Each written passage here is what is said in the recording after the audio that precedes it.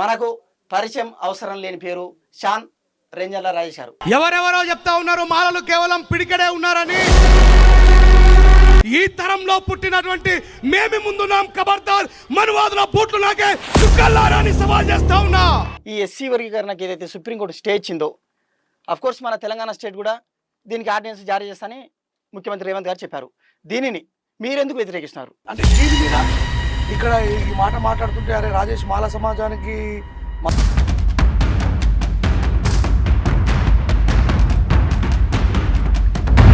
మందకృష్ణ మరి మందకృష్ణ కాదు, మందకృష్ణ నిమిత్త మాత్రమే. అంటే మీ భాషలో మనవాదులు. ఎస్, నా భాషలోనే కాదు. ఆ ఫైట్ నెరవేరాలి అనే కోరిక అంటే దేశంలో అత్యున్నత స్థానంలో ఉన్న మోడీ దగ్గరికి వెళ్ళాలి. ఎందుకంటే ఆయన పిఎం కాబట్టి వెళ్ళిండు, అందులో తప్పే ఉంది. ఒక్కసారి కాదు 100 సార్లు అంట. మళ్ళీ చెప్తున్నా, నేను ఆ స్టిక్ అనే ఉన్నా దానికి. నీ అయ్యా జాగిరా, నువ్వు రైతు వ్యతిరేక చట్టాలు తీసుకొచ్చిన దొంగ ప్రభుత్వం ఇది.